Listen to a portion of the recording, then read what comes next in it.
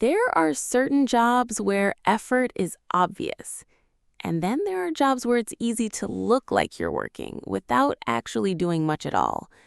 I found that out pretty quickly working the night shift at a small roadside hotel just off the highway.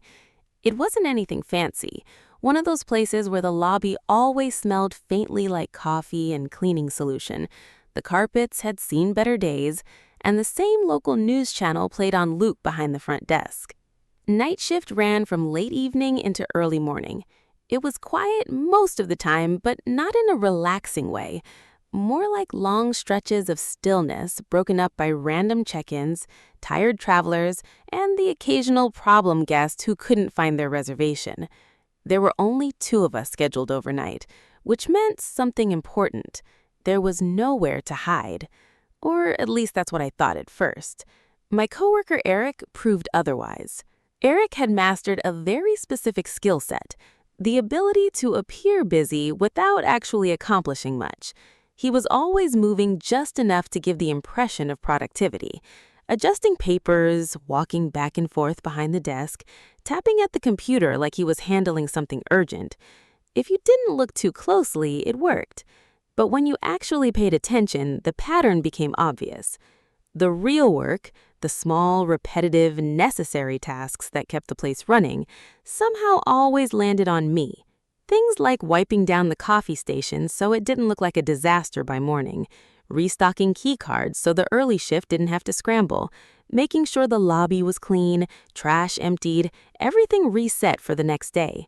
None of it was difficult, but it had to get done, and Eric had an almost instinctive ability to avoid it. If I started wiping down surfaces, he'd suddenly become busy with the computer.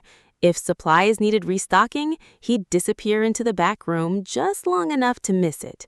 If there was downtime, he'd lean on the desk scrolling through his phone, but the second footsteps approached, he'd snap into motion like he'd been working the whole time. At first, I brushed it off. It was annoying, sure, but manageable. I figured as long as everything got done, it wasn't worth making a big deal out of it. That changed when I noticed what happened in the mornings. Our manager usually came in right around shift change. The morning attendant would show up too, getting ready to take over the breakfast setup and front desk duties. That's when Eric really shined. He had this way of summarizing the night that made it sound like he handled everything. "Yeah, we got everything squared away," he'd say casually. "Made sure breakfast prep is lined up, lobby's good, restocked everything." We. It was always we. Never "she handled most of it," never "I didn't get to that." Just a smooth, confident recap that blurred the lines enough to make it sound like we were equally responsible. And most mornings, no one questioned it, because everything was done. So on the surface, it looked like a solid team effort. But I knew better. The tipping point, though, wasn't the cleaning or the restocking. It was breakfast prep. Breakfast at that hotel was simple, nothing gourmet, but it still required a bit of setup. One of the most important parts was the waffle batter. It came frozen, and if it wasn't moved out in time, it wouldn't thaw properly by the time guests started coming down, which meant complaints. And those complaints didn't go to one person. They went to whoever had worked the night shift, both of us. Technically, breakfast prep was a shared responsibility. In reality, it only got done consistently for one reason: me. More specifically, because I made sure it got done. Not just by doing my part, but by reminding Eric to do his. Every shift, like clockwork, right around 5:10 a.m., I'd say something. "Hey, don't forget the waffle batter." It became routine, automatic, almost like setting an alarm. And to his credit, if I reminded him, he'd usually take care of it, or at least pretend while I double-checked later. Either way, the task got done, and that meant no complaints, no issues, no attention drawn to who did what, which, in hindsight, was exactly why things stayed the way they were, because as long as the system worked, Eric got the benefit of it. He didn't need to remember, he didn't need to take initiative. All he had to do was respond when prompted and then present it later like it was part of his own consistency. At the time, I didn't think much of it. I just wanted the shift to go smoothly. But looking back, I can see the pattern clearly. I wasn't just doing my job. I was quietly covering for his. And as long as I kept doing that, nothing was going to change. For a while, I told myself it wasn't worth the energy to push back. Night shift had its own rhythm, and once you settled into it, the hours passed quietly enough. Most nights, the biggest priority was simply keeping things running, checking in late arrivals, answering the occasional phone call, handling minor issues, and making sure everything was ready for the morning crew. As long as guests were taken care of and the place didn't fall apart, management didn't look too closely at how the work was divided, which is exactly the kind of environment where someone like Eric thrives. Because when accountability is loose, perception becomes everything. And Eric was very good at managing perception. It wasn't anything dramatic. He didn't outright lie, not in a way you could easily call out. Instead, he'd blur the details just enough to make himself look more involved than he actually was. He'd stand a little straighter when the manager walked in, speak a little quicker like he'd been juggling multiple tasks, use just the right phrases. Yeah, we made sure everything's stocked. I double-checked the setup before the end of shift, caught a couple small things, but nothing major. It sounded responsible, reliable, like someone who was paying attention. Meanwhile, I'd be standing there, tired from actually doing most of the behind-the-scenes work, listening to him summarize our shift like we'd been operating on equal footing the entire time. At first, I let it slide. Then I started noticing something else. Over time, the way management spoke to him shifted. Nothing huge, just small changes. They'd ask him first, look to him for confirmation, trust his version of events a little more. And why wouldn't they? From their perspective, he was the one consistently speaking up, confidently reporting that everything was handled. There were no complaints from guests, no missing tasks, no obvious problems. So his version of reality became the accepted one. That's when it started to bother me.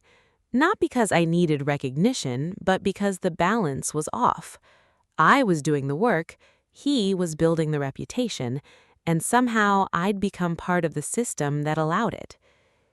The moment that really shifted things happened toward the end of a particularly long week.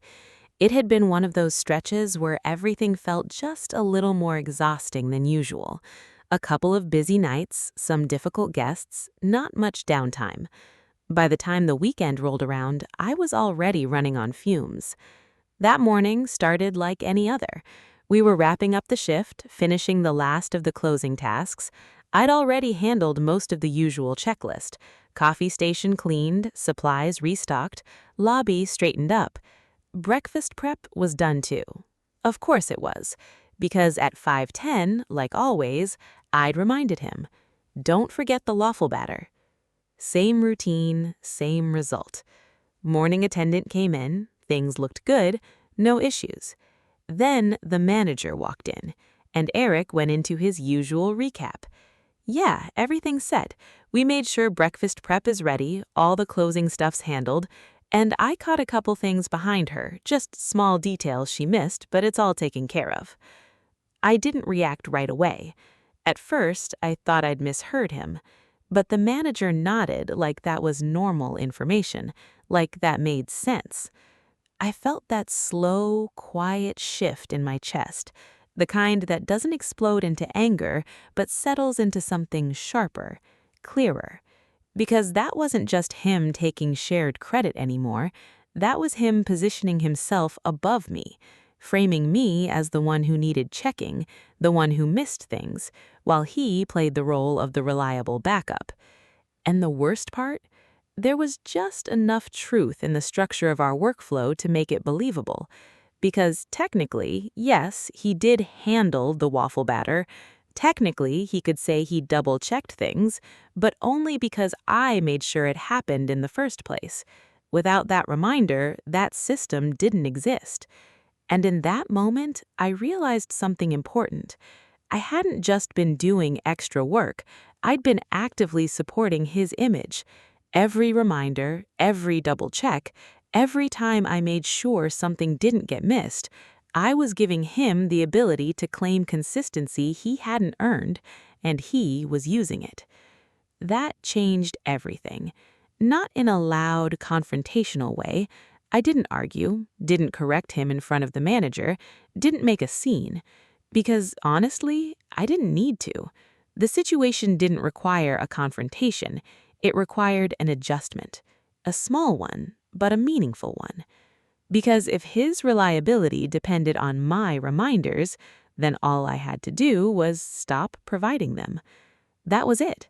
No sabotage, no extra effort, no passive-aggressive comments, just a simple shift back to what the job actually required.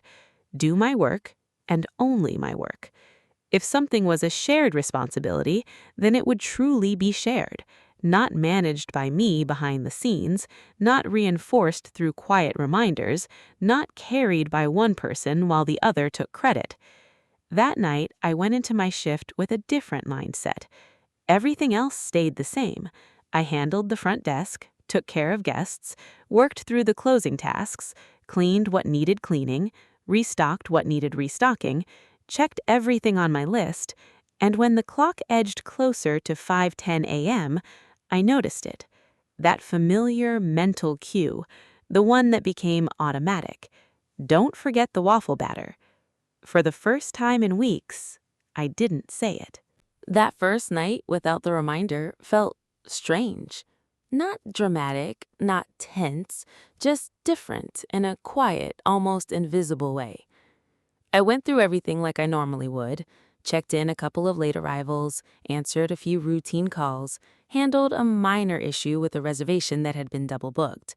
Between those moments, I worked through the usual closing checklist, wiping down the coffee station, restocking supplies, straightening the lobby so it didn't look like a hurricane had passed through overnight. Eric moved around the desk the same way he always did. A little here, a little there, enough motion to suggest activity, not enough to actually change anything. If he noticed the difference, he didn't say anything. No, hey, what's left? No, anything I should take care of? And definitely no independent move toward the breakfast prep. Which told me everything I needed to know. That 5:10 reminder hadn't just been helpful, it had been essential. Without it, the task simply didn't exist in his mind. Time kept moving. The clock ticked forward minute by minute toward the end of the shift.